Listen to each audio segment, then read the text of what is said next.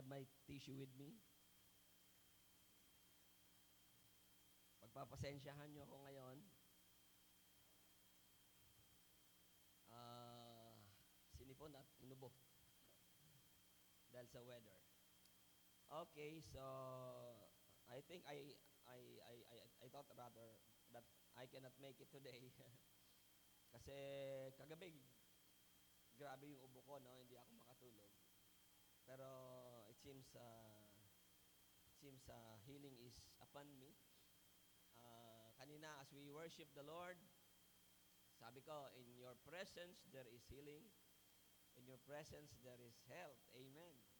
Sa presensya po ng Diyos, may kagalingan sa ating mga pananambahan. And we believe that there is a greater anointing, special anointing of healing, greater anointing of health, mga kapatid, prosperity, and everything that we can ask for sa Lord. In fact, He said that He can do beyond, no? Higit pa sa ating mga inaasahan. Okay, so our topic, we are not leaving the Holy Spirit. Marami tayong pwedeng pag-usapan. And the fact that we are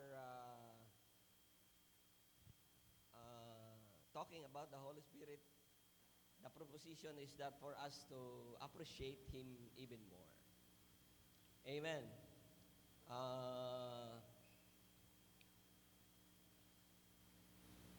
Somewhat kasi hindi siya masyadong shall I say, been given this emphasis, no? Yung Holy Spirit. Kasi yung Father, yes, He works in the dispensation of the Old Testament. Pagdating ng New Testament, pinakilala siya ni Jesus Christ, no? Ang Ama. And so, Jesus Christ also was given much emphasis kasi He is the center of it all. Amen. It's all about Jesus because He is the Savior. Siya ang tagapagligtas. Pagdating ng Holy Spirit, in the New Testament, especially in the book of Acts, He glorifies Jesus. Amen. And He is testifying about the Father as well. So tayo ay nasa panahon ng New Testament. Sabi natin wala nang darating kasi we only have the Father, the Son, and the Holy Spirit. Wala nang darating to testify or somewhat emphasize the Holy Spirit. Naintindihan nyo, mga kapatid? Kaya kung mayroong nagpatotoo sa Ama, nagpatotoo sa Anak, dumating ang Banal na Espiritu, wala nang kasunod na magpapatotoo, well, kundi tayo, no? Tayo na mga anak ng Diyos in the light of the Scripture, sa liwanag po ng salita ng Diyos. Kaya, the proposition, since we started talking about the Holy Spirit, is for us to appreciate Him even more. Amen. Amen. Okay, so, ano pastor, papalitan na natin yung Christ to the Philippines. Holy Spirit to the Philippines na. Not at all. Not at all. Hallelujah. Manalangin tayo. Amang Banal, maraming salamat po. Hallelujah. You are still the one who initiated loving people. Hallelujah. That is above any proposition that you demonstrated your love towards us. While we were sinners, Christ died for us. Hallelujah. Salamat po sa dakilang pag-ibig na ipinamalas niyo po sa amin. And everything that we are talking about is within the ambit of your love. Even the work of Jesus, even the work of the Holy Spirit, it is all within the ambit of your love. It is within the peripheral of your love. For God so loved the world Kaya salamat sa dakilang pag-ibig mo. At ngayon, kami ay patuloy na naghihimay ng kadakilaan ng iyong pag-ibig sa aming buhay. Mga pangako, benepisyo, mga ginagawa mo sa amin sa pamamagitan ng si Kristo at sa pamamagitan ng Banal na Espiritu Santo. Totoong wala na kaming hihilingin pa. Ang makilala ka ay buhay na walang hanggan. In you, Lord, there is satisfaction. Hallelujah. More than anything else, it is you. Ikaw, O Diyos, ang lahat. Hallelujah, hallelujah. At ang sabi mo, Panginoon, ka namin, ang iyong kaharian at ang iyong katuwiran, we will not worry of anything. We will not be anxious of anything because these things will just follow us. Surely goodness and mercy will follow me all the days of our lives when God is our shepherd. And I will dwell in the house of the Lord forever. Maraming salamat. Ito ang aming dalangin. Maluwalhati ang iyong pangalan. Sapagkat narito kami dahilan sa iyong pangalan. Maluwalhati ang iyong pangalan, O Diyos. Hallelujah. Even when the storm, when flood, we will soar with you. Hallelujah. And know that you are God. Ikaw pa rin ang Diyos. Maluwalhati ang iyong pangalan and great is your name. Katulad po ng aming inawit. Bayaan mong matanggap mo ang pinakamataas na papuri na ibibigay ng iglesia sa pananambahang ito, sa serbisyong ito. Hallelujah. At ang bawat isa sa amin, Panginoon, ay patuloy na magiging aba, lingkod mo, at nagpapakumbaba. Again, thank you very much. Hallelujah. Father God, in the name of your Son Jesus, and in the person of the Holy Spirit. Amen.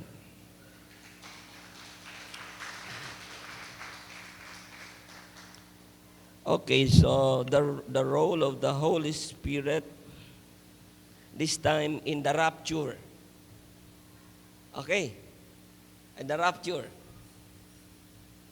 Hallelujah. Hindi natin pinag-aaway yung tatlo. We know that they are one. Yung tanong ni Pastor Rene nung nakaraan, ay nutusan siyang magpakulo ni Sister SP. Sino daw ang nagpakulo? Nasagot na ba?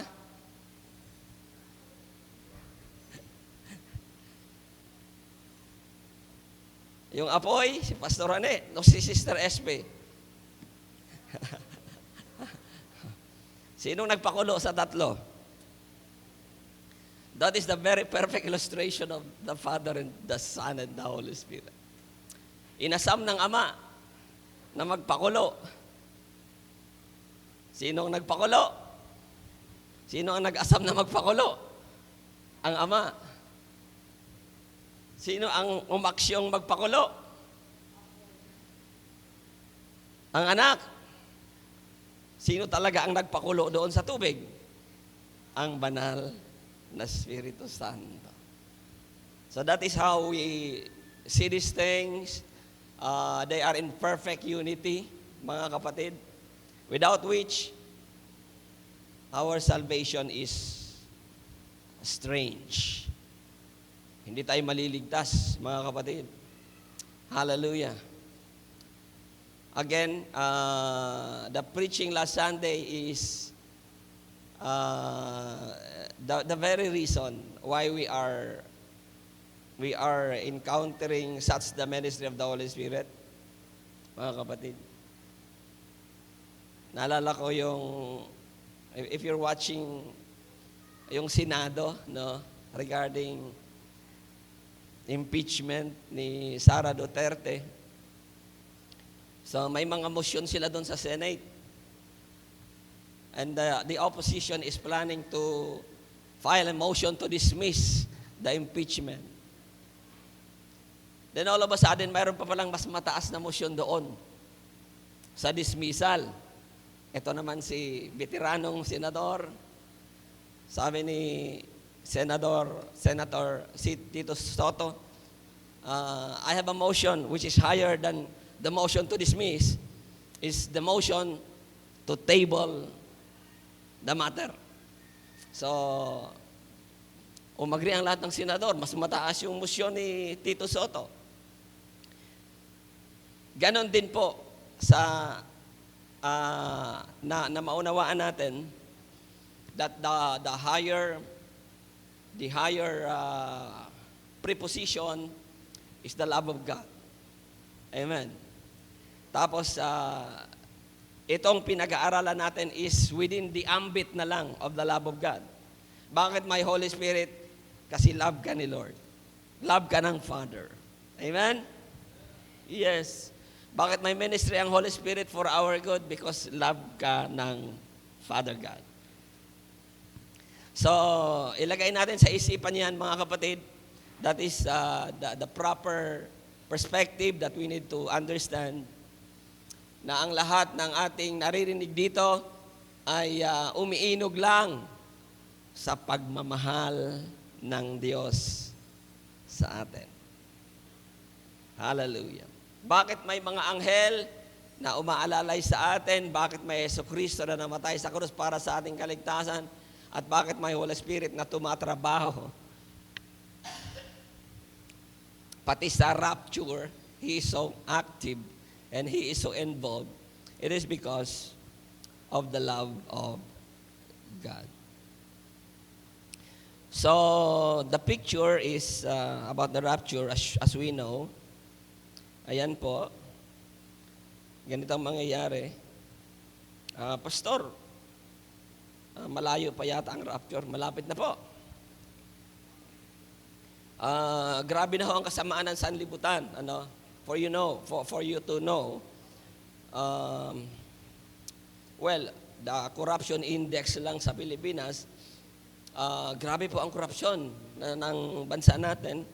Beside, the online gambling are ruining lives. May mga nagpapakamatay pala, mga kapatid, dahil sa online gambling ngayon. So hindi lang siguro natin alam because we are in a secured environment. Lalong-lalo na yung mga walang barkada sa labas masyado, ang barkada lang natin mga kapatiran. So you are in a secured environment and sometimes we don't know what is happening outside. But when you watch the news, grabe na pala, no? Malala na pala, mga kapatid. At ito ang dahilan kung bakit the rapture is imminent.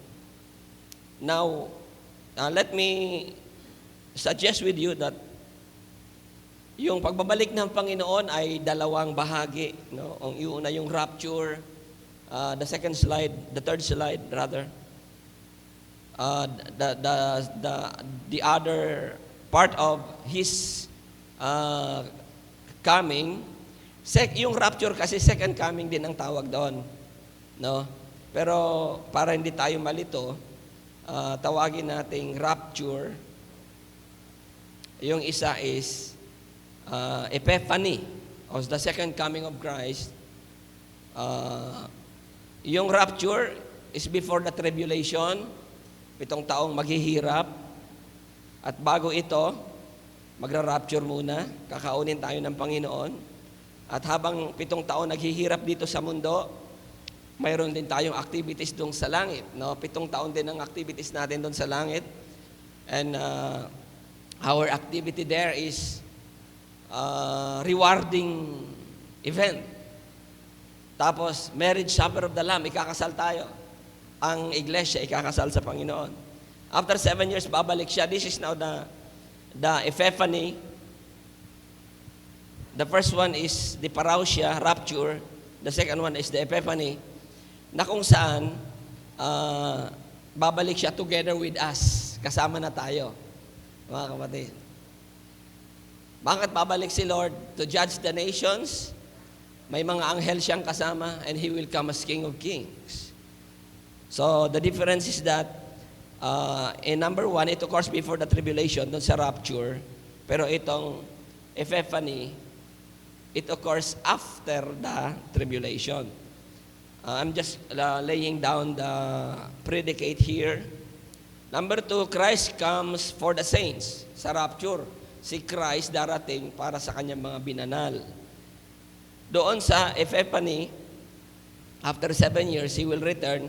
He will come, Christ comes with the saints. Kasama niya ang mga anghel. Bakit kasama niya ang mga anghel? Maglalatag kasi si Lord ng 1,000 paghahari dito sa lupa after 7 years of tribulation. And that is the very glorious dispensation that we will be seeing. Kasi si Lord ang hari. No? He will rule the world and there will be no, there will be no corruption, murder, crimes, proliferation of sin and everything, because Jesus Christ is the King of Kings and we are kings. So He comes with us, or we will be coming with Jesus, mga kapatid, we will be coming with Jesus in order to reign the earth. Sino naman ang pamamahalaan natin? Ay may mga tao pa rin po kasi dito sa lupa. No? So after 7 years, when we return, we will reign with Christ. So Christ comes with the saints. For the rapture, number 3, Christ takes the saints. For the Epiphany, Christ brings the saints back to earth. So yan dyan po yung mga talata. Number 4, Christ returned to the clouds. Pagbalik ng Panginoon, hindi siya aapak sa lupa sa rapture. Nasaan lang siya sa cloud. That's why the picture a while ago, nandoon lang siya sa cloud, waiting for all of us to ascended. No? Mga patay na mananampalataya, mabubuhay, mga mananampalatayang buhay pa, papalitan ang kanyang katawan ng panlangit, at tayong lahat ay kakaunin ng Panginoon upang salubungin ng Panginoon sa ulap, ayon kay San Pablo. And this time, in the Epiphany number 4, Christ returns to the earth. Siya'y babalik sa lupa. So the difference, no? You see the difference? Number 5, Christ is not seen. Sa rapture, hindi makikita si Lord. No? We will just going to hear sounds. We will be seeing Him when we reach the cloud waiting for us. Pero sa Epiphany, after 7 years, pagbalik ni Lord, all eyes will see Him, including the unbeliever. All eyes will see Him. Paano mangyayari yun, Pastor? All eyes. Dati, napakahirap intindihin ito. But because of the advent of media, no, what is happening on the other side of the earth can be seen here. Diba, mga nangyari sa Amerika, nakikita natin dito. If you remember the 9/11, 9/11? Ano ba ngayon? Tapos na yung 9/11, isn't it? Hindi pa pala. September pala. The 9/11, nakikita natin kung paano, nasa kabilang mundo yun sa Amerika. But we are seeing it here in the Philippines because of television. Number 6, it is the blessed hope of the church, yung rapture, yung kanyang pagpabalik. Yun namang Epiphany, it is the great day of His wrath. Ipapadama ng Panginoon ang kanyang puot sa mga bayan, bansa dito sa lupa. So judgment day po yun ibig sabihin. Okay, so let's move on. The role of the Holy Spirit in the rapture. Meron akong 5 nilagay dito. Number 1, of course, ushering salvation and sealing every believer for the rapture. Number 2, restraining evil until the last somebody will be saved. Number 3, resurrect dead in Christ and grant incorruptible body to the living saints. Number 4, He will be taken away so the next dispensation be unleashed. Number 5, is the one to present us faultless before the presence of His glory. So these are the works of the Holy Spirit in relation to rapture. Number 1, ushering salvation and sealing every believer for the rapture. Of course, ang gusto ng Diyos mapuno ang langit, magligtas ng mga tao sapagkat tayo may kaluluwa. That is the very thing why God saves us. Why God make an effort. It is a grandiose plan to save us. Bakit? Kasi may kaluluwa tayo, mga kapatid. Amen? Gumawa siya ng tao, nilagyan niya ng kaluluwa, minahal niya pero nagkasala, pupunta sa impyerno, and the Lord will not going to let these things happen sapagat tayo may kaluluwa. Pero mayroon tayong free will, binigyan tayo ng free will. He offered salvation. Kasi pupunta tayo sa impyerno lahat. At ayaw niyang makita that from eternity to eternity we are suffering. Mga kapatid, ito ang dapat ma-realize ng mga tao sa sanlibutan, na ang impyerno ay totoo at ang pagpaparusang walang hanggan ay totoo. Kaya hindi pumikit ang mata ng Diyos dyan, mga kapatid. No? To the rescue siya. He involved himself, He involved His Son, He involved the Holy Spirit. Why? Because your soul is so precious. Isipin mo na lang kung naghihirap ang kaluluwa mo doon sa impyerno nang walang hanggan.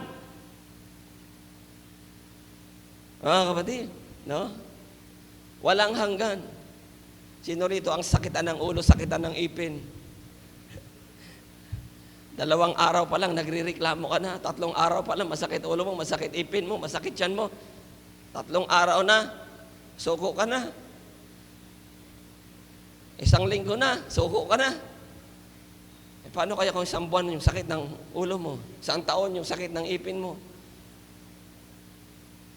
Buong taon, buong buhay mo. Hindi naiisip to ng mga tao. Pero for us people, the Holy Spirit opened our eyes to see all these things. That is why we realize that the effort of God is commensurated with the punishment of soul in hell. When we say commensurated, yung effort ng Diyos hindi libre. Grabe ang pinagbayaran ng Diyos dyan para lamang maligtas ka, mga kapatid. Kaya, how can we escape? Sabi ng Biblia, if we will neglect so great salvation. Paano na tayo? Siguro, hindi o kulang yung salitang pupulutin tayo sa kangkungan. Hindi lang siguro pupulutin tayo sa kangkungan, ano? Kung ang kaluluwa ng isang tao mapunta sa impyerno, ano pa ba ang pwedeng termino natin dyan? Mga kapatid. That is why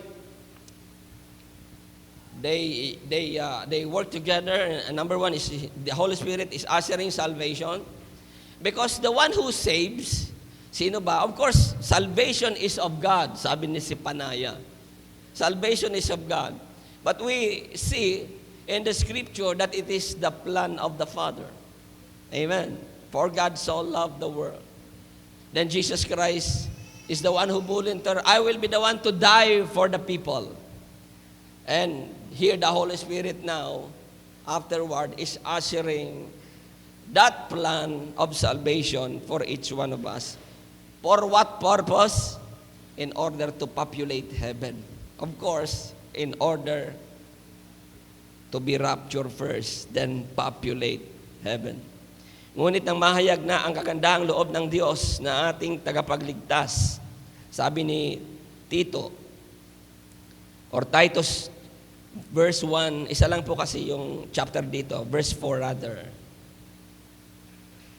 Ulitin natin, ngunit nang mahayag na ang kagandahang loob ng Diyos na ating tagapagligtas at ang kanyang pag-ibig sa tao, amen, nahayag na ang kanyang pag-ibig sa tao. Verse 5, na hindi dahil sa mga gawa sa katuwiran na ginawa natin sarili, kundi ayon sa kanyang kaawaan, at sa kanyang iniligtas tayo sa pamamagitan ng paghuhugas na muling kapanganakan at ng pagbabago sa Espiritu Santo na kanyang ibinuhos ng sagana sa atin sa pamamagitan ng Jesucristo na ating tagapagligtas. Here we see the Father, the Son, and the Holy Spirit. Hallelujah. But the Holy Spirit is ushering salvation according to Titus sa pamamagitan ng kapanganakan at pagbabago sa pamamagitan ng Espiritu Santo. So we were born again. It is because of God. Because of the Father, the Son, and here particularly we are told because of the Holy Spirit. Next slide. Bakit kinakailangan tayong iligtas at tatakan? Napakahalaga na malagyan tayo ng tatak. Mga kapatid, no? Well, sa pamamagitan ni Kristo, kayo rin na nakarinig ng salita ng katotohanan, ng magandang balita na nagdudulot ng kaligtasan. So, magandang balita, nagdudulot ng kaligtasan, katotohanan, sa pamamagitan ni Kristo, at sumampalataya sa Kanya ay pinagkalooban ng ipinangakong Espiritu Santo bilang tatak ng pagkahirang sa inyo.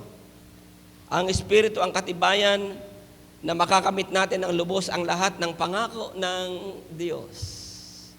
Amen. Not only the sealing, so that when rapture comes, hindi na mahirapan si Lord. Sino pa rito yung aking mga anak? May selyo na. And we are told here, hindi lang yung selyong yun for the rapture purposes. Verse 14, ang Espiritu ang katibayan na makakamit natin ng lubos ang lahat ng pangako ng Diyos sa atin. Amen. O ano na? Hallelujah. Holy Spirit, thank you. Thank you. Because of you, we will be receiving every promise of the Father. Amen? Ay hindi sapat na maalam ka lang sa mga pangako ng Diyos. Mga kapatid, you need the Holy Spirit because it's the guarantee that what you know about the promise of God, you will receive. Garantiya mga kapatid. Well, at sa gayon ay pupurihin ang kanyang kaluwalhatian. But it bounces back for the glory of the Father. Kaya kaninong kaluwalhatian ito? Sa Ama. Kaninong kapurihan? Sa Panginoon. Hallelujah. Now, to seal is to stamp with a private mark in the interest of keeping something secret or protecting or preserving the sealed object. Ano ang tinatatakan dito sa lupa? Mga dokumento, no? May seal. Yung mga baka, kalabaw, pagka may rancho ka, tinatatakan mo yon. Na pag-aari mo yon, walang kalituhan. May tatak yan, akin yan. So, that is in the interest of keeping something secret or protecting or preserving the sealed object. Kumusta ang tatak ninyo, mga kapatid? Do not accept if seal is broken. Saan natin nakikita yan? Do not accept if seal is broken. Sa parcel? Saan pa? Tingnan nyo yung seal ninyo sa sarili nyo, baka nabutas na.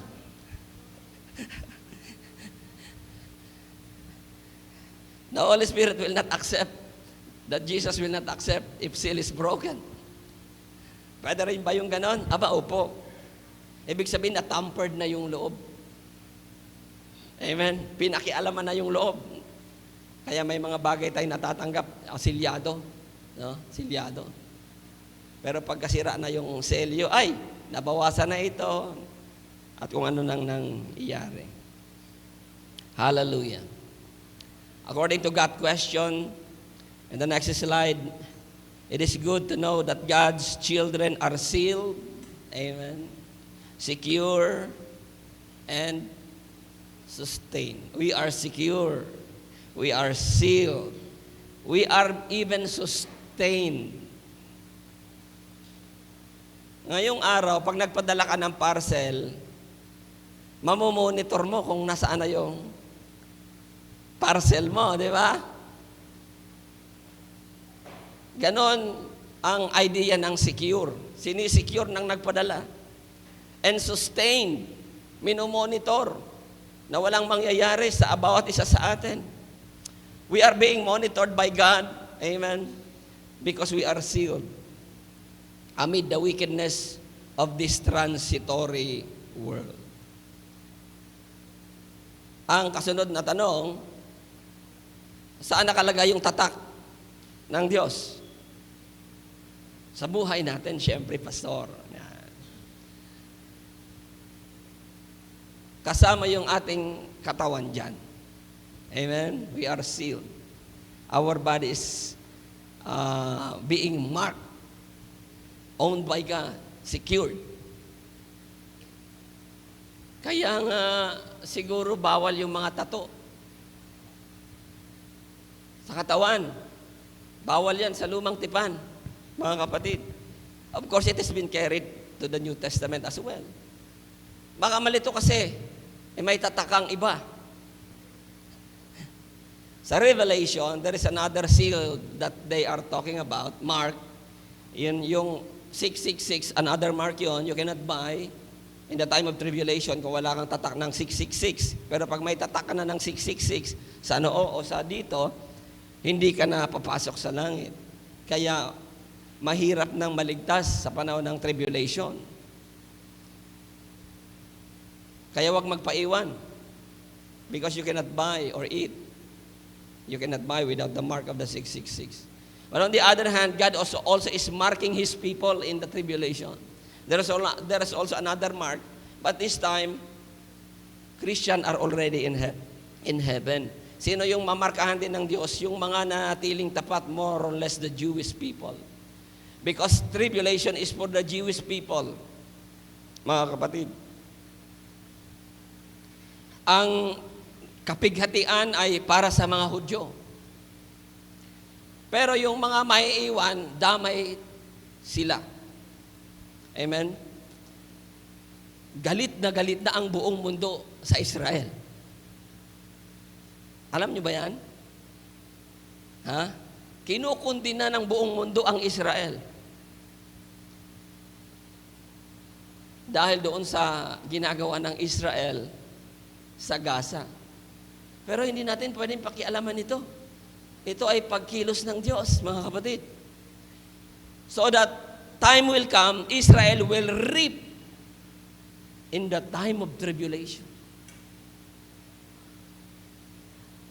Nakaabang na ang galit ng buong mundo sa Israel. Mga kapatid, mayroon na lang pumipigil. At ito ang banal na Espiritu Santo na siyang bahagi ng ating pag-aaral. United Nations, except the U.S., and all the countries of the world are condemning Israel sa kanilang tinatawag na genocide sa Gaza. So namamatay kasi yung mga tao doon, hindi na sa bala, hindi na sa barel, kundi sa gutom. Mga kapatid, I know you are aware of it.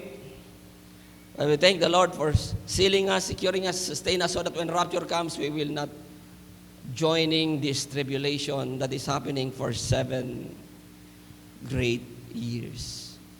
Hallelujah. So, yung katawan natin may selyo, kasama yan sa siniselyuhan. Kaluluwa, or definitely spirit, because the Holy Spirit lives inside us. No? Kaya nga sabi natin, bawal yung tato. Kasi baka malito sa tatak. Pastor, mabubulok yan.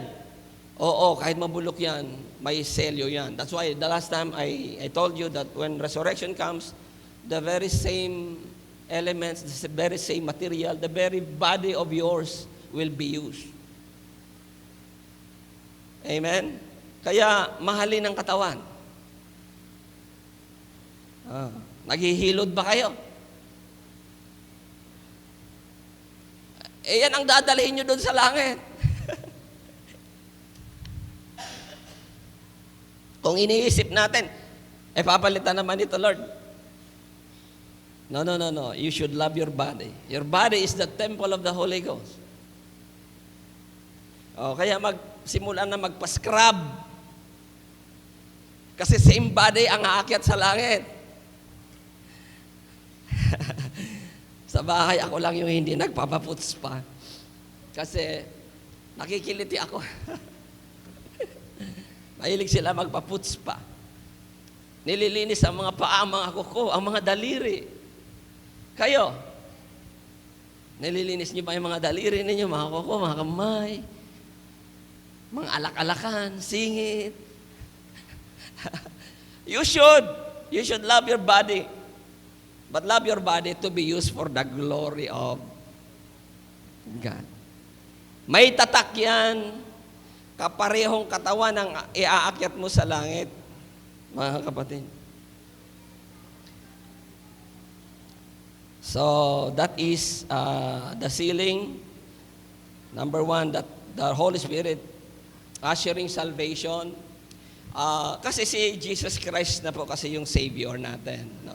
So, what the Holy Spirit is just ushering the salvation, binubuksan niya ang mata ng mga hindi mananampalataya, kino-convict ng Holy Spirit, para sa ganun magsisi at maligtas, makakilala sa Panginoon. Pagkatapos niyan, babautismuhan niya ng kanyang kapangyarihan para lumago at magpatuloy sa Panginoon. Amen. Sabi ng kanta natin, nothing can stop us. Amen. Kuya Aaron. Nothing can stop us. If we are of God, if God is with us, nothing can stop us. Pati sa paglilingkod sa Panginoon. Amen. Hallelujah. Number 2, another role of the Holy Spirit is He is restraining evil until the last somebody will be saved. So ito yung binabanggit ko sa inyo nung nakaraan na siya ay parang salaan. Sabi ng iba, ay hindi naman person yung restrainer. Hindi person yung restrainer, that is a neuter. Pero after that verse, he was recognized as a he. As a he. When he was taken away, the previous verse talks about that when the restrainer, salaan yan. Ay sasabihin ng ibang grupo, ang Holy Spirit hindi person, salaan. Nakalimutan nila yung kasunod na verse, ang pagpapatungkol doon sa laan, naging he. When he will be taken away, the restrainer, or the restrainer, yes, referring to restrainer, and this time, he, no? So, he restrained evil until the last somebody will be saved. Sinasala niya ang kasamaan ng sanlibutang ito, mga kapatid.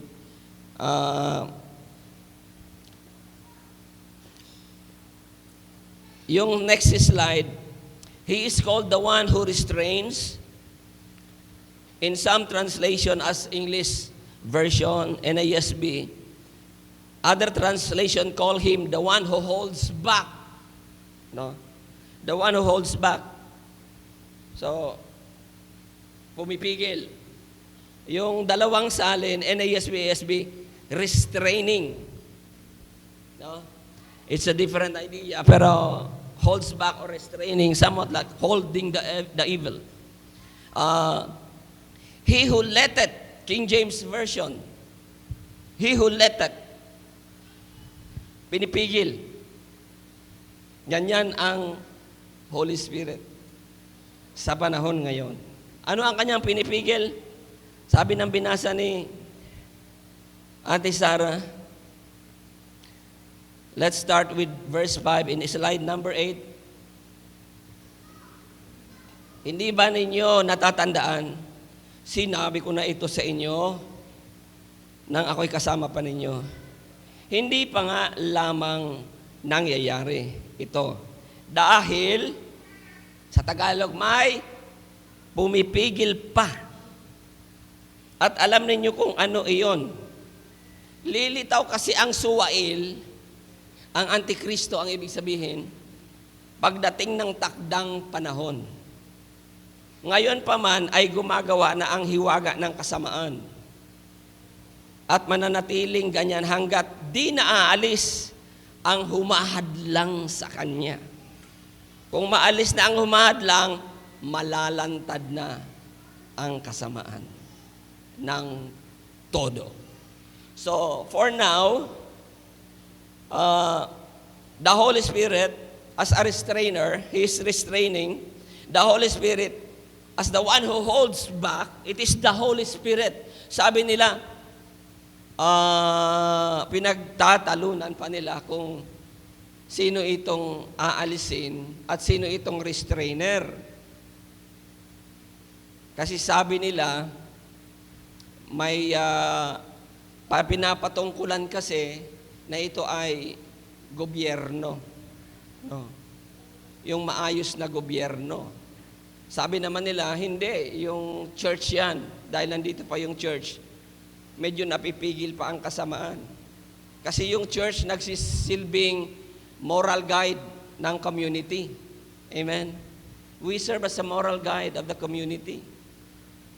Dahil may church, we oppose evil. Ang iglesia ang tumatayo na hindi payagan ang lalaki at lalaki ay magpakasal. Tumatayo tayo laban dyan. So we were the one who restrained. Sabi nila, kaya iglesia ito. Pero, maaaring ang gobyerno, maaaring ang iglesia, pero ako'y naniniwala sa udyok ng banal na Espiritu Santo. Kasi, this magnitude of evil cannot be restrained by anyone else, only God. Ang Diyos lang ang pwedeng mag-restrain ng kasamaan. Mga kapatid, ang gobyerno pwedeng matalo. Ang iglesia pwedeng matalo without God in the church. Amen. Kaya ang pwedeng pumigil lang sa kamasamaan, ang Diyos. And so, walang duda na itong aalisin na ito at pumipigil, ito ay banal na Espiritu Santo. Siya yon. Because He's the one working in this dispensation and He's the one giving righteousness, peace, and joy in His name, in the Holy Ghost.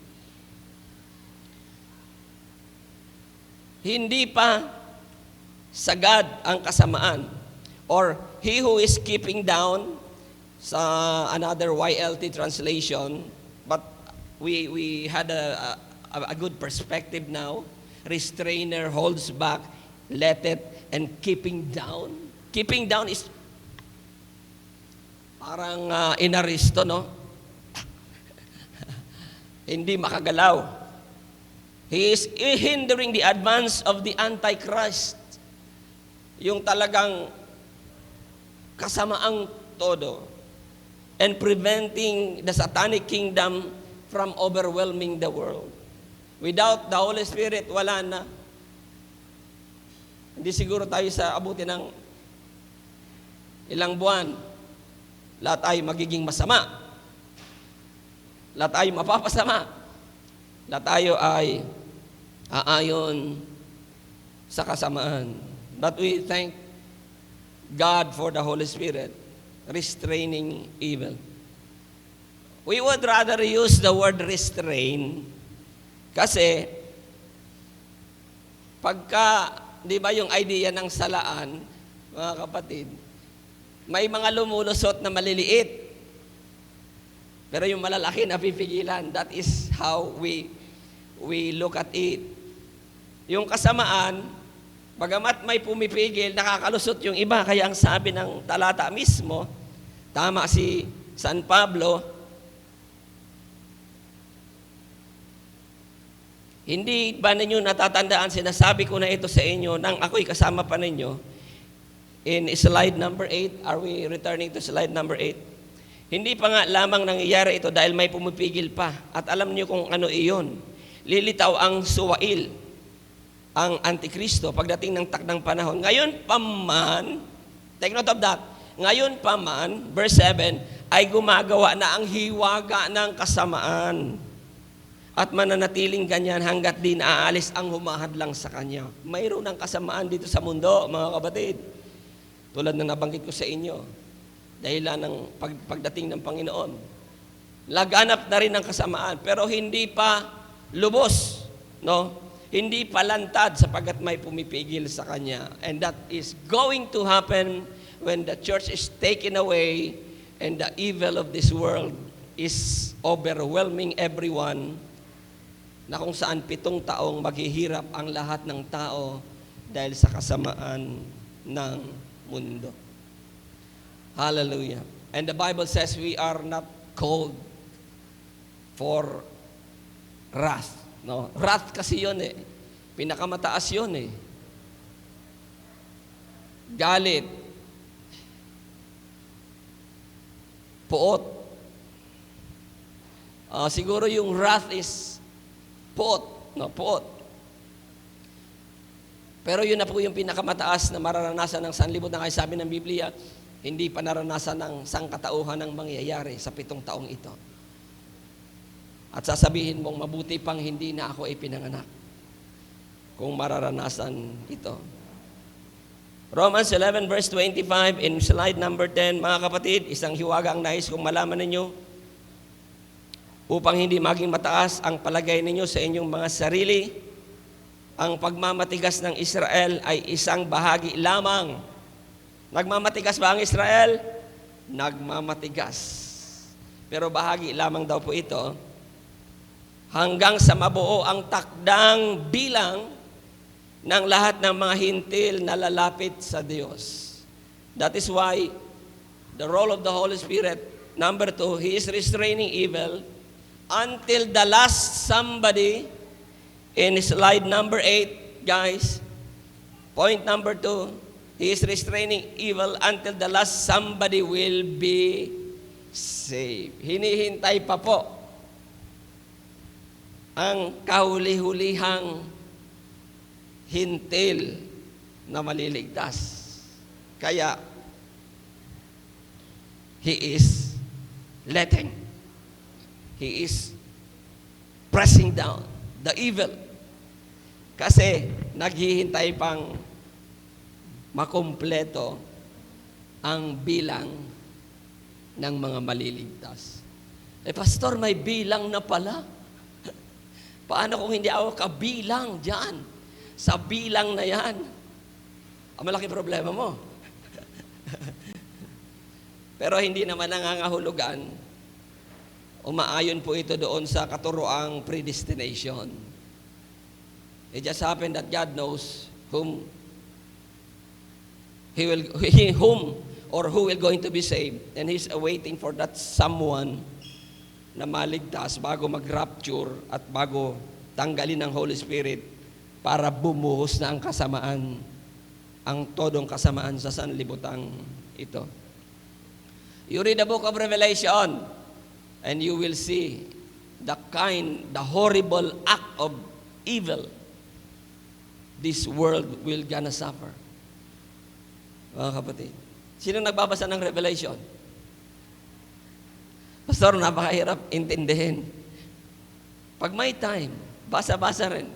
No? At malaman natin, bagamat hindi na natin daranasin yon, at least, mayroon tayong alam para maipabatid sa mga tao. Pag naiwan kayo sa rapture, Ay, ewan ko na lang. No? Ewan ko na lang. Ayan, so, that is number 2. Number 1, He ushers salvation and sealing believers for rapture. Number 2, restraining evil until the last somebody will be saved. Sino kaya itong last somebody na ito? Baka yung nanay mo ito? Baka yung tatay mo ito? O baka yung kapatid mo? Hala, reach out na. Eh sabi kasi ng iba, hindi pa naman dumarating si Lord. Wala, hindi na totoo yun. Sabi naman ni Pedro, ay, delay si Lord. Kasi gusto niya maligtas yung kamag-anak mo. Pero hindi na hulugan, hindi totoo si Lord sa pangako niya. Kaya, minsan narinig natin yung evangelism, immediate. Amen? Immediate kagyat. Because of this reason. Hallelujah. Napapahaba ba ni Lord ang plano niya? Yes. Napapaigsi ba ni Lord ang plano niya? Yes. Alang-alang sa kaligtasan ng bawat isa sa atin. Number 3,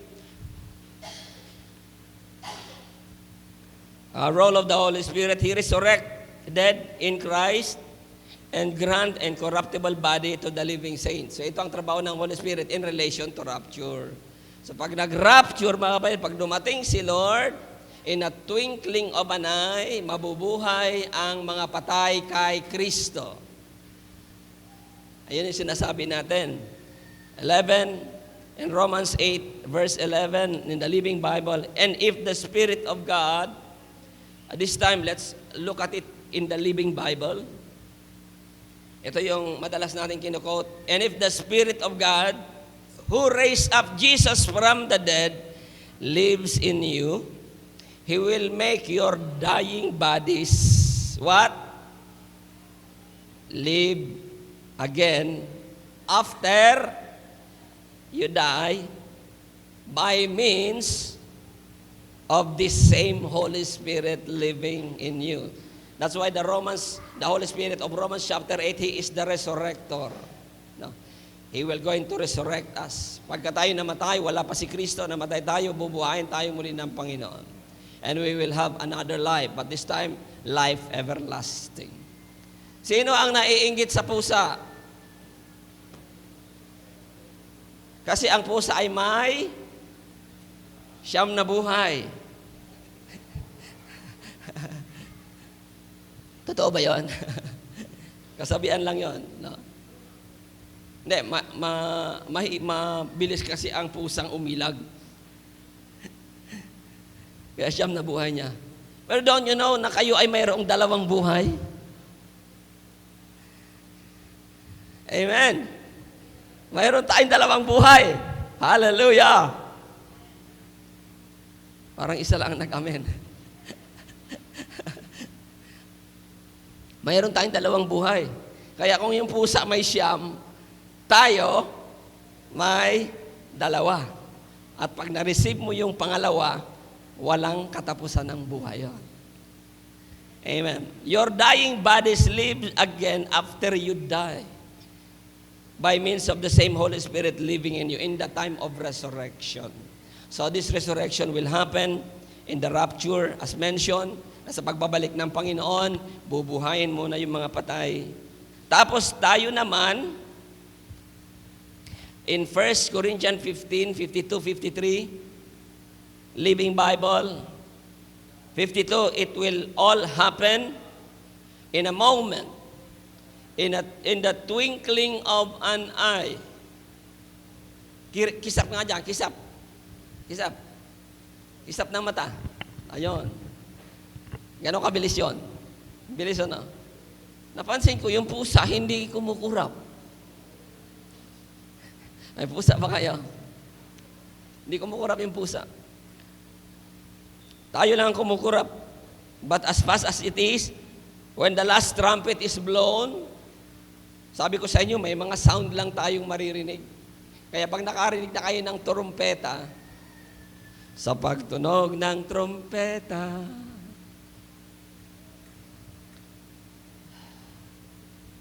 For there will be a trumpet blast from the sky, a trumpet blast. And all the Christians who have died will suddenly become alive. Ito na yung pangalawang buhay. With new bodies that will never die. And then, we who are still alive shall suddenly have new bodies too. Papalitan din ang tayong mga buhay pa, pagdating ng Panginoon, papalitan ng ating mga katawang lupa ng bagong katawan. Now, don't be confused. Sabi natin, the same element, the same material. Bakit sinasabi new bodies? New bodies kasi katawan ng hindi mabubulok. Pero the resurrection will emanate from the same material. Kung ano yung katawan mo ngayon, mula doon, mag-i-evolve patungo sa isang katawang hindi na mabubulok para pumasok sa langit. Kasi ang dugo at buto at laman, hindi pwedeng pumasok sa langit. Kaya there will be a transformation of such a body, our body, the body of the dead, in order to fit heaven para pumasok sa langit sa pagbabalik ng Panginoon. For our earthly bodies, kadugtong po ito, next slide, for our earthly bodies, the ones we have now that can die, must be transformed into heavenly bodies that cannot perish, for we will live forever. Philippians 3 verse 21 says, when He comes back, sa pagbabalik ng Panginoon, sa rapture, He will take these dying bodies of ours and change them into glorious bodies like His own, using the same mighty power, the Holy Spirit, that He will use to conquer all else everywhere. So, the goal of that body is like the body of Jesus. No, kasi siya yung first fruit sa resurrection. Tayo rin naman ay magkakaroon ng katawan katulad ng katawan ng ating Panginoon nung siya ay umakyat sa langit, according to Philippians 3 verse 21. Huwag nyo nang mithiing katawan ni Piolo Pascual. Huwag nyo nang mithiing katawan ni Ivana Alawi. Ang katawan nyo. The best yung katawan ng Panginoon. And we will be like the body of Christ. No? I mean, incorruptible body. The best body that He could afford for us to enter heaven. Number 4, role of the Holy Spirit. He will be taken away so that the next dispensation will be unleashed. So ito ang role niya, tatanggalin siya. Una, pinipigilan niya ang kasamaan. Pangalawa, tatanggalin siya. As for the work of this man of rebellion, the Antichrist, and hell will do when he comes. Hell will do when he comes. It is already going on, but he himself will not come until the one. No? The Greek word for that is the katikon, who is holding him back, step out of the way. The Living Bible tells us that he will going to step out of the way. Para bang kusa siyang aalis sa pagpipigil, no? Sa pagre-restrain. But NRSB tells us, for the mystery of lawlessness is already at work. Another verse, another slide rather. Same verse. NRSB, for the mystery of lawlessness is already at work, but only until the one who now restrain it is removed. No?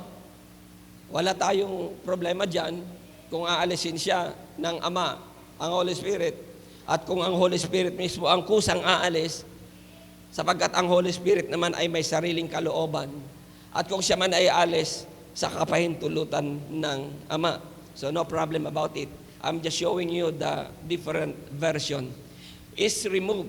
NIV, for the secret power of lawlessness is already at work, but the one who now holds it back will continue to do so till he is taken out of the way. That is the NIV. So that is the role number 4, that he will be taken away so that the next dispensation will be unleashed. Ibig sabihin yung dispensasyon ng kapighatian na mangyayari sa mundong ibabaw na ito. And last role of the Holy Spirit, number 1, anong role ng Holy Spirit sa rapture? He usher in salvation and sealing believers for the rapture. Number 2, restraining evil. Pinipigilan niya ang kasamaan until the last somebody is to be saved. Number 3, He will going to resurrect the dead in Christ, and He will going to grant incorruptible body to the living saints. That is the work of the Holy Spirit when rapture comes. And number 4, He will be taken away, inilagay, tapos aalisin, so that the next dispensation will be unleashed. Anong dispensation? The dispensation of the Antichrist, the wicked one. Maghahari din siya sa buong mundong ito sa loob lang ng 7 taon. But when the Lord comes, He will be defeated, and the Lord will reign 1,000 years. That's why Jesus Christ is called King of Kings and Lord of Lords. Amen. Not until John. Kaya pag nagbasa kayo ng gospel, hindi natin makikita yung Jesus Christ is called as King of Kings and Lord of Lords. Pag nagbasa kayo ng gospel, hindi nyo makikita that Jesus Christ is called the Alpha and Omega. Pagdating ni John, there is a progressive revelation. Ang Hesus Kristo pala ay King of Kings. Because John sees the future. When He reigns for 1,000 years, He is the King of Kings and the Lord of Lords. When there is no end at all for believers, He is the Alpha and Omega. But not mentioned in the Gospel and even in the epistles, but only in the book of Revelation. And so, there is a progressive revelation that we are calling. May kapahayagang nangyayari pa. Pero siyempre, ang mga kapahayagang mangyayari, halimbawa sa panahon natin, mga kapatid, hindi lalayo sa salita ng Diyos. Walang paglayo ito sa salita ng Diyos. When you call Jesus as Alpha and Omega, no wonder it is not going to depart from the truth of the Scripture in the Old Testament, because God is from the beginning to the end. Amen. Walang paglayo. Pag sinabi mong si Yesu Cristo ay King of Kings and Lord of Lords, walang paglayo. Because Jesus Christ is the Son of God. He can be called the King of Kings and the Lord of Lords. So what about the Holy Spirit?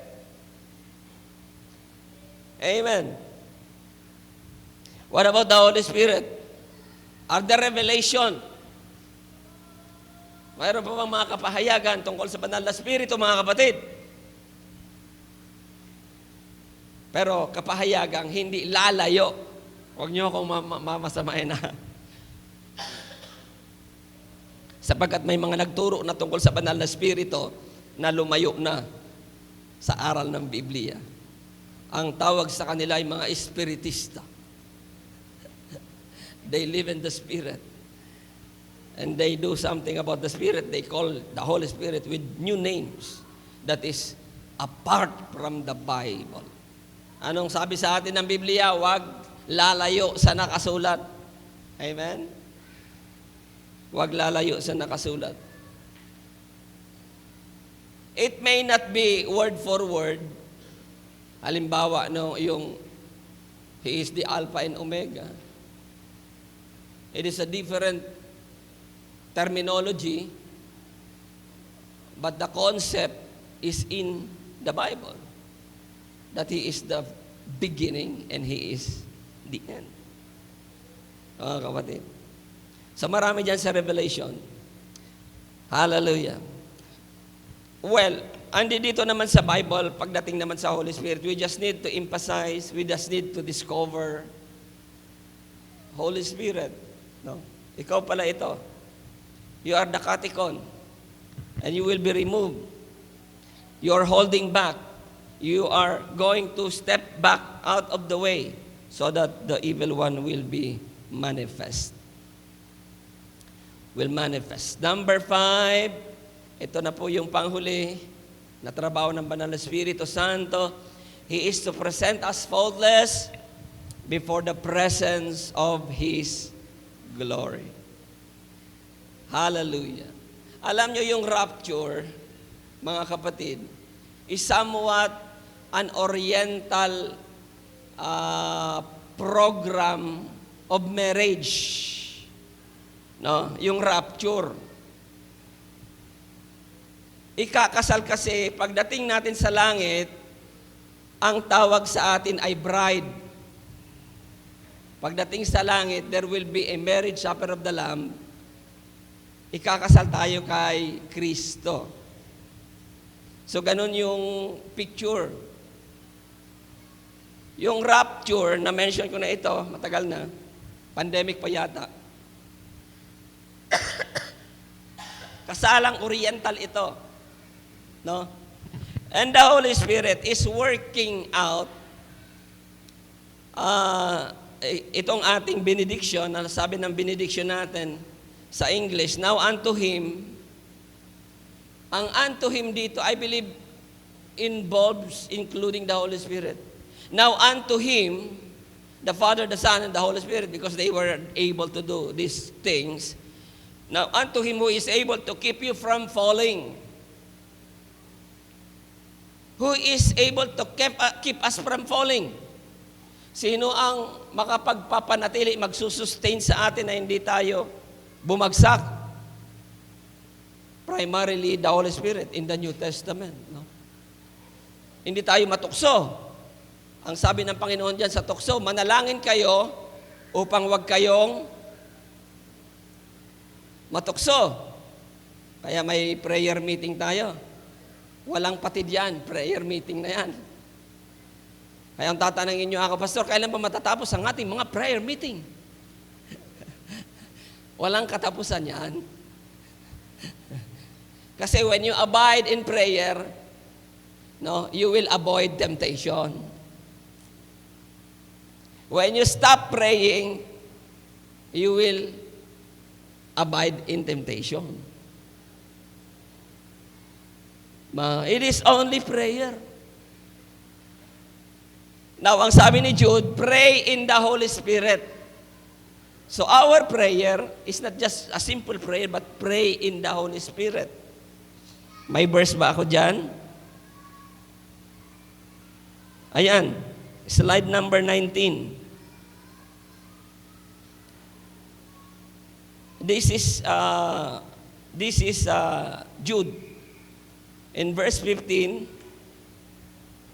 slide number 19, ngunit sinusulatan ko kayo na may dakilang kalayaan na bilang pagpapaalala sa inyo dahil sa biyaya na sa akin ay ibinigay ng Diyos. Upang ako'y maging ministro ni Kristo, Jesus sa mga hintil na nangangasiwa sa ebanghelyo ng Diyos, upang ang mga hintil ay maging kalugod-lugod sa Kanya, palibhas ay pinagiging banal ng Espiritu Santo. Oh, I forgot the other verse. But anyway, to present us faultless before the presence of His glory, prayer is needed. And we need not just to pray, but praying in the Holy Ghost. So when we pray in the Holy Spirit, sapagkat hindi tayo marunong manalangin, when we pray with the Holy Spirit, we walk on the Spirit, we speak in tongues, maybe we are praying under the influence of the Spirit, we will be avoiding temptation. When we avoid temptation, we are now somewhat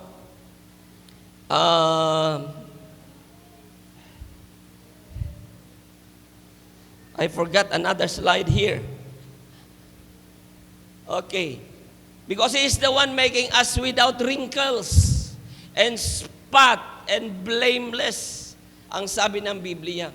Sa presentasyon ng ikakasal, ang sabi ng Biblia, ihaharap tayo sa Diyos na walang kapintasan, walang baydungis, walang kulubot, at walang anumang kapansanan, mga kapatid. And that is the work of the Holy Spirit today. Hallelujah. Pinapaganda tayo ng Holy Spirit, mga kapatid. Ang bride, ginagawa niyang banal. Amen? Ang bride, tayo, ginagawa niya tayong without wrinkles, without spot, blameless, so that when the wedding comes, the Holy Spirit can present us unto Him, no? Present us faultless before the presence of His glory. At sa gayon, na makapag-iingat sa inyo upang hindi kayo magkasala at makapaghaharap sa inyo ng walang kapintasan. It is the Holy Spirit. Pag kinasal, ang nag-aakay doon sa bride, yung mga magulang. So this point in time is the Holy Spirit. Yung groom, naghihintay doon. Kaya sabi ko sa inyo, katulad dito ng Oriental wedding. Pero ang magpipresent yung parents. So the Holy Spirit's role to present us. Asan si Jesus Christ nasa ulap? Dadalhin tayo ng Holy Spirit with uncorruptible bodies, blameless, holy. Ipipresent tayo kay Jesus Christ sa ulap. Tapos si Jesus Christ naman, kukunin tayo at dadalhin tayo sa Ama. That is the very picture of the marriage supper of the Lamb. At doon sa langit, may malaking kasalang magaganap. That's why, now unto Him who is able to keep you from falling, it is the Holy Spirit, guys. It is the Holy Spirit. Before the presence of His glory, with exceeding joy. And to the only wise God, our Savior, be glory and majesty, dominion and power, both now and ever. Amen. Let me read to you Romans 15. Nevertheless, brethren, I have written the more boldly unto you in some sort, as putting you in mind because of the grace that is given to me of God, that I should be the minister of Jesus Christ to the Gentiles, ministering the gospel of God, that the offering of the Gentiles might be acceptable, being sanctified by the Holy Ghost. Sa Tagalog, ngunit sinusulatan ko kayo, si Pablo ito, mga kapatid. It is in Romans. I forgot the verse. I did not include the verse, the chapter. Ngunit sinusulatan ko kayo na may dakilang kalayaan na bilang pagpapaalala sa inyo dahil sa biyaya na nasa akin at ibinibigay ng Diyos upang ako'y maging ministro ni Kristo Jesus sa mga hintil na nangangasiwa sa ebanghelyo ng Diyos upang ang mga hintil ay maging kalugod-lugod na handog, palibhasay, pinapaging banal ng Espiritu Santo. It is the Holy Spirit who tells us, oh, beauty rest na. Ikakasal ka na bukas. Amen. Alam niyo ba yung beauty rest? Ano pa ba ang sinasabi sa bride pag ikakasal na? Sinong nagsasabi nito? Usually the parents. Anak, patulog ka, kumain ka ng maigi, isasakasal ka na bukas. Hindi isasakal. Ikakasal ka na bukas. Ayan, mahimbing ka. Kumain ka. Because the mother would like the bride to be presented to the groom in his optimum beauty. Amen! O ano pang ginagawa natin? Magpa-beauty na. Ikakasal na tayo kay Lord. Kaya sabi ng Biblia, ang mga banal sa huling araw ay magpapakabanal pa. Pero ang masasama, sa huling araw, magpapakasama pa. So that distinguish between the bride and the fake bride. Yung may iwan at yung makakasama. Manalangin tayo. Maraming salamat, Ama, sa muling pagpapahayag mo sa amin. Dahilan sa iyong pag-ibig. At naririto, bawat kanto ng iyong pag-ibig ay napakaganda. Parang ginto o diamante na sa bawat facet nito ay kumikislap. And one of the facet is the work of the Holy Spirit in the rapture. Again, it is for us. Hallelujah. We appreciate the Holy Spirit even more. Hallelujah. Kasi pati para sa rapture, may trabaho siya. Salamat, Banal na Espiritu. Hallelujah. Yes, hallelujah. You are continually ushering salvation and sealing believers. Nilalagyan mo ng marka ang bawat mananampalataya upang sa pagbabalik ni Jesus, kitang-kita kami na kami pag-aari ng Diyos. You are also the one restraining evil. Pinipigilan mo ang kasama ng sanlibutan na ito upang kami na mga anak ng Diyos ay makapag-impok pa ng kayamanan sa langit habang nasa lupa. Bakit hindi ka pa dumarating, Panginoon? It is the Holy Spirit who is holding back. Salamat, Banal na Espiritu, for holding back the wickedness, the horrible wickedness that can happen, that may happen in this world when we are raptured. Hallelujah. You are holding it back so that the last somebody will be saved. Maligtas. Oh, but time will come, you will be taken away. Isa sa role mo, sabi mo, you will leave. Aalis ka. Kaya pag wala na ang Banal na Espiritu sa mundong ibabaw na ito, wala na ang iglesia, ang gobyerno ay magiging masama. Kapag wala na ang moralidad or the guide of morality for the country, for this world, the spirituality, the righteousness is being removed already. The church, together with the Holy Spirit, hallelujah, upang salubungin si Kristo sa ulan. Hallelujah. Holy Spirit, yes, and you are going to present us faultless before the presence of His glory. Ihaharap mo kami na walang kapintasan.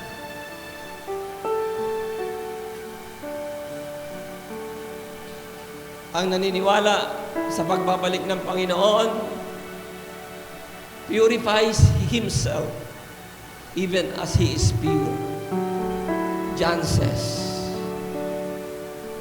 hallelujah. So if anyone, Lord God, amongst us who are not thinking of holiness, if anyone amongst us, Lord, who is not thinking of sanctification, if anyone among us, Lord, who is not thinking in advance, hallelujah, about morality, about spirituality, hallelujah, utos mo, magpakabanal kayo sapagat ako'y banal. Lord, we are not seeing rapture. Sapagat ang tumitingin sa rapture purifies himself, even Jesus Christ as He is pure. It is the work of the Holy Spirit to cleanse us. It is the work of the Holy Spirit to sanctify us. Hallelujah. He is making a point that the church is without blameless, without wrinkles, so that when the Holy Spirit presented the bride to Jesus Christ, it is going to be a glorious bride.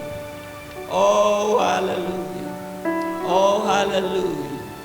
Salamat sa gawain mo, Banal na Espiritu. Mahal na mahal ka na namin. Hallelujah. Salamat, nabibigyan mo kami ng katawang hindi mabubulok upang kami makapasok sa langit. Hallelujah. Hallelujah. Salamat. Salamat sa iyo. Oh, yes, Lord. Are we ready to sing that song unto Him? Kinaki. We will be singing. Benediction natin ito, kaya lang English ito. Sige, you may remain seated for now.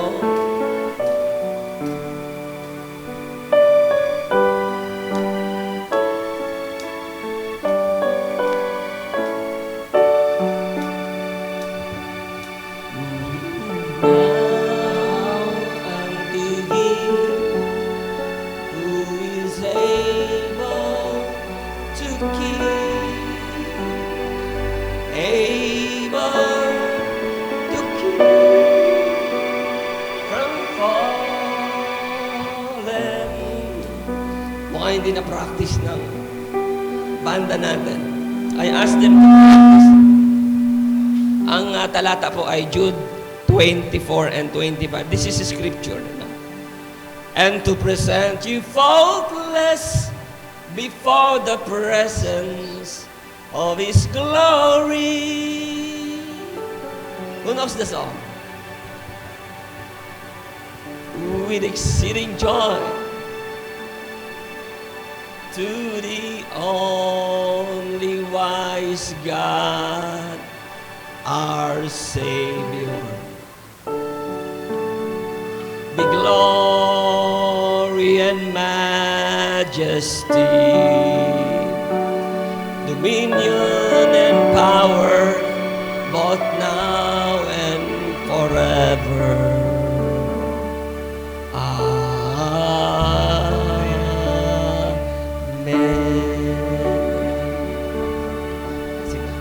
Okay. Another key. Mataas, mababa. Sige. Keep singing. Hallelujah. Kasi pag nasa ulo natin ito, hindi na kami magbabasa dito. Kakantahin na lang natin.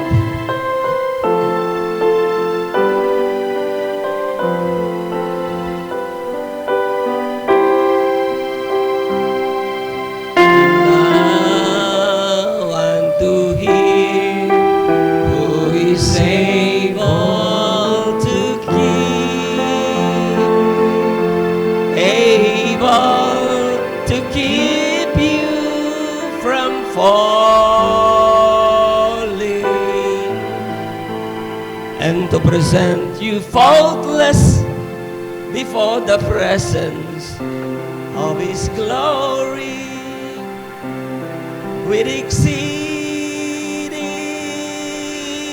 joy. Mga pati lyrics na mawala. To the only wise God, our Savior,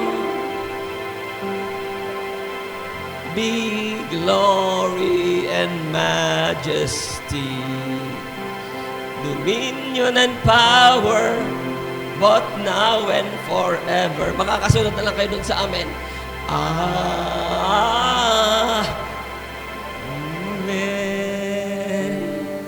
Tayong lahat. Okay. So, we need more practice. We need more practice. Hallelujah. What do you know? We have played music for that. Sige, please. Play music. Can you do that? The one I shared with you in the YouTube. Do we have that?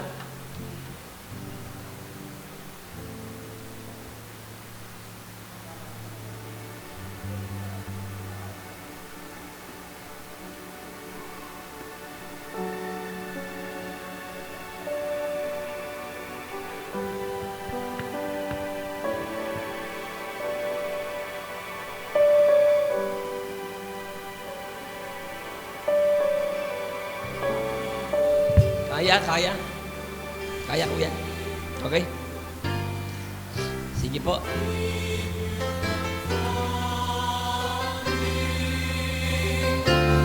And to make you stand in His presence.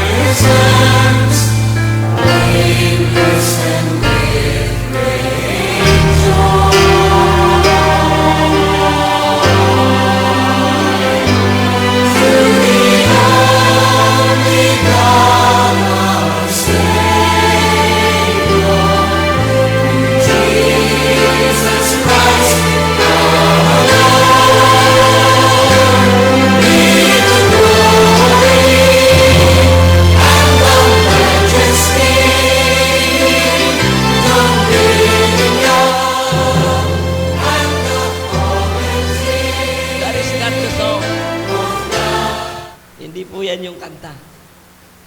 Amen. Hallelujah. Okay, so we move on to our program. You may be seated. We will collect our offering.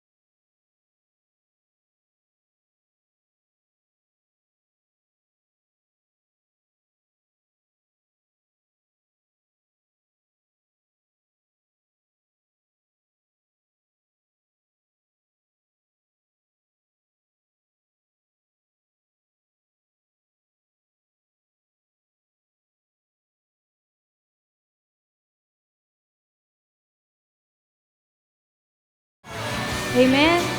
Oras na po ng ating pong pagkakaloob ng ating mga tithes and offerings. Sino po ang